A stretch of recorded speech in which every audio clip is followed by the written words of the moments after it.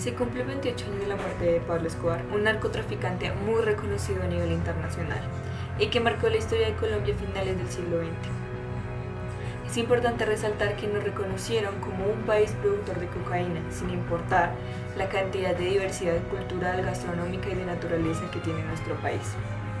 Aunque eso no fue lo más importante fue la cantidad de crisis que tuvieron los ciudadanos colombianos que tuvieron que atenerse y que tuvieron que ver de primera mano y de primeros ojos los violentos casos de narcotráfico y del crimen organizado.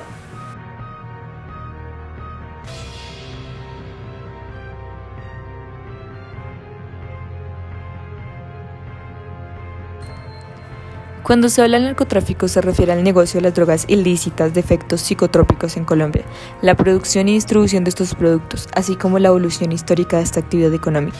Es importante resaltar que el narcotráfico ha tenido directa influencia en la vida política, social y económica del país, también como actor importante del conflicto armado interno, siendo el apoyo económico directo e indirecto tanto de grupos paramilitares, guerrillas y delincuencia organizada.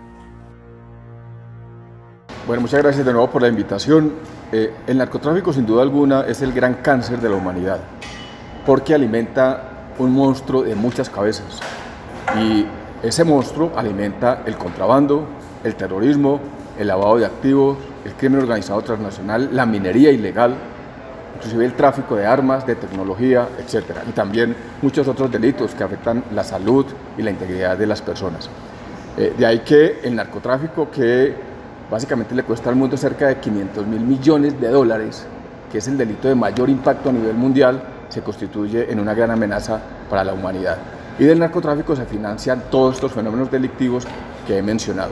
Es decir, el narcotráfico hay que abordarlo, es como un sistema de economía criminal cuya delincuencia derivada genera esos otros fenómenos que hemos mencionado, especialmente el lavado de activos, el contrabando, el terrorismo, el tráfico de armas, la minería ilegal, entre otros. Según Juan Gabriel Tocatlán, en el libro Globalización, Narcotráfico y Violencia, capítulo 1, el crimen organizado en Colombia ha tenido un papel verdaderamente importante, particularmente el ligado al narcotráfico. El crimen organizado tuvo un contexto favorable a su proyección desde mediados de los 70, cuando se hicieron patentes varios fenómenos cruciales internacionales y nacionales. Y gradualmente la capacidad de acumulación del crimen organizado demostró un nivel de inversión superior al del sector privado, en especial a partir de los primeros años de la década de los 80. De acuerdo con cifras muy conservadoras y sin calcular sus cuantiosos depósitos en el exterior, los narcotraficantes llevaron al país un promedio anual de 2.000 millones desde finales de los 70. Esto es unos 40.000 millones en 2 décadas. Aquí nos encontramos en el edificio Monserrate, la ex sede principal del periódico El Espectador, haciendo alusión al asesinato de Guillermo Cano y Sasa, como el director del periódico de la época de Pablo Escobar, específicamente en el año 1986. Es necesario analizar cómo el crimen organizado representa una amenaza eminente a la seguridad nacional mientras esté vinculado con el narcotráfico. De acuerdo con el autor Tocatlán, él lo llama narcocrimen, ya que a pesar de que no es un inminente problema para Colombia, pues lo que sí va a pasar es que hay una vulneración a los derechos humanos bastante grande. Mientras que se aumente la seguridad nacional, se va a aumentar la violencia entrecruzada entre las partes y por eso es que plantea un dilema de seguridad. Este dilema se puede expresar desde dos visiones. A. En un momento histórico, la élite civil de un Estado débil determina que la amenaza del narcocrimen organizado es un problema a la seguridad.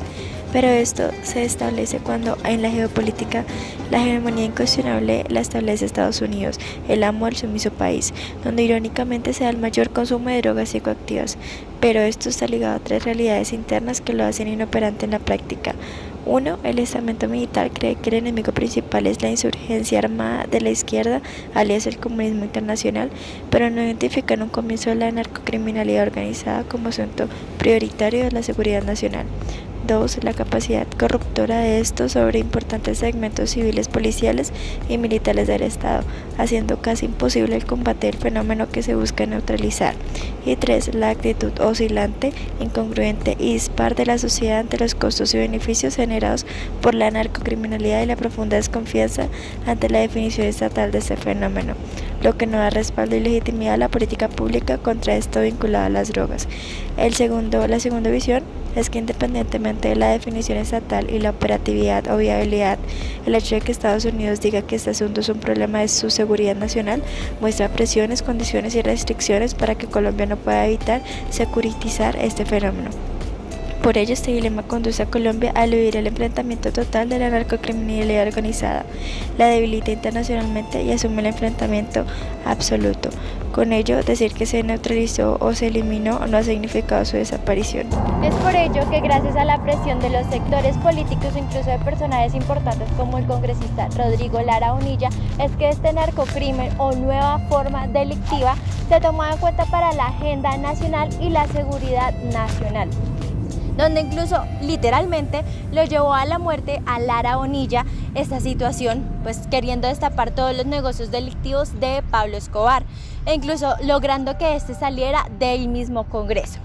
Dado esto, este congresista fue asesinado en la 127 con Autopista Norte, gracias a luego de estar rodeado de muchas amenazas hacia él y hacia su familia.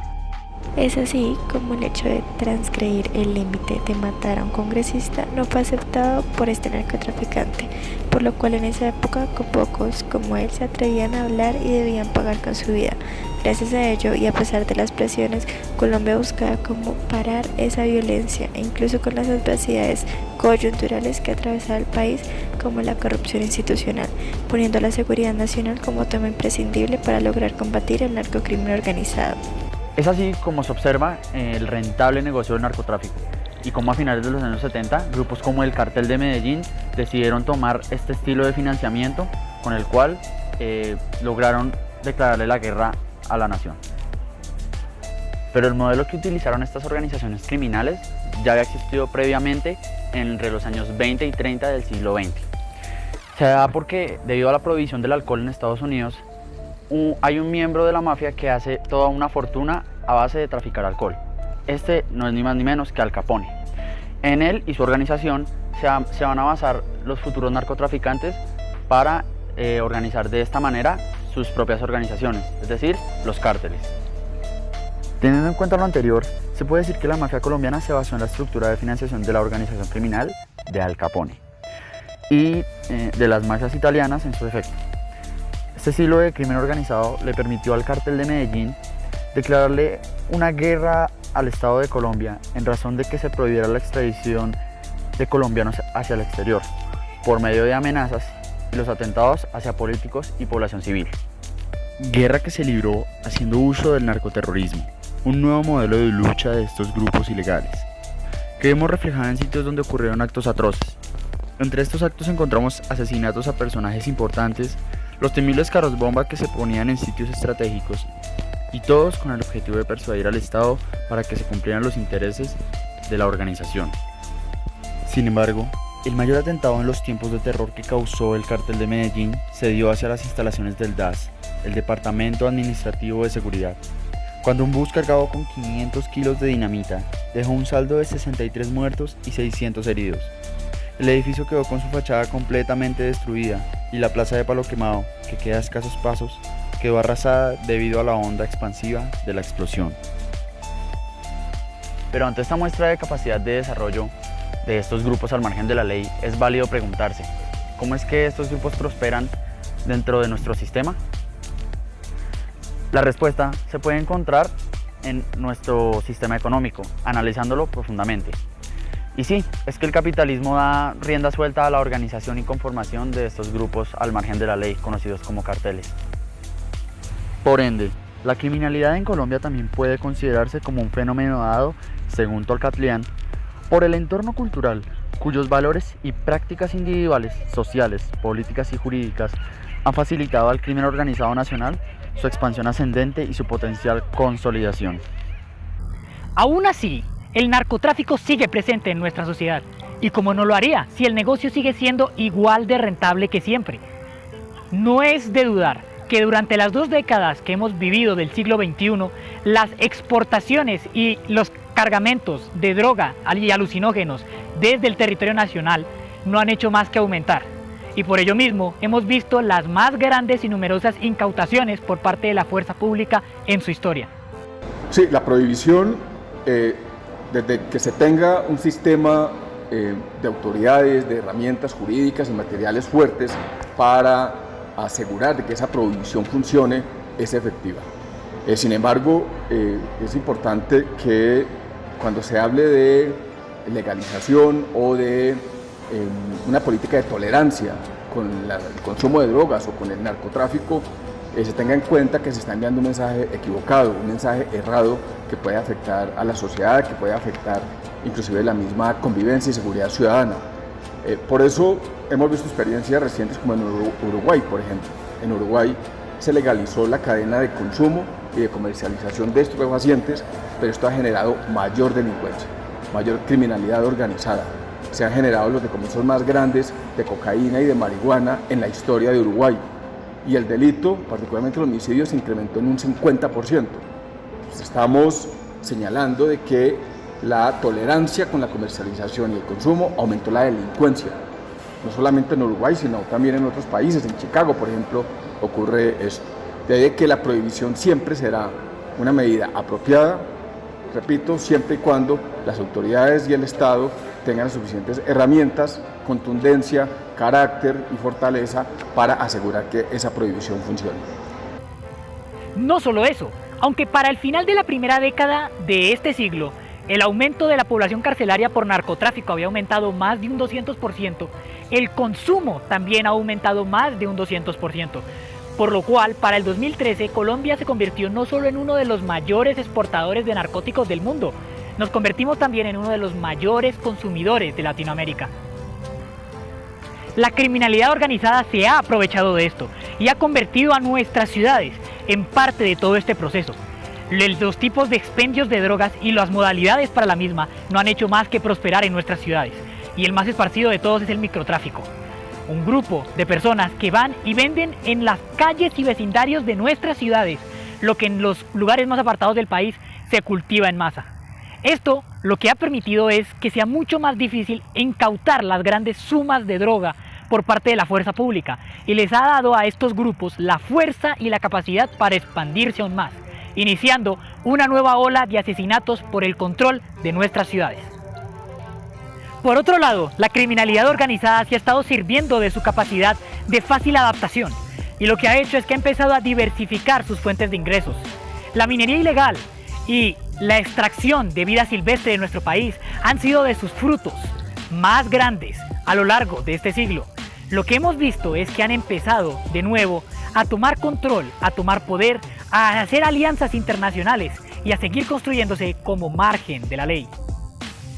Y aquí vemos una simbiosis de fenómenos criminales como la evasión fiscal, por ejemplo, que se usa para limpiar dinero del narcotráfico, pero también el tráfico de divisas, que se utiliza para repatriar dinero producto de la comercialización de estupefacientes, y el contrabando, que cada vez más se privilegia como la modalidad más importante para monetizar y para lavar dinero producto de la venta de estupefacientes.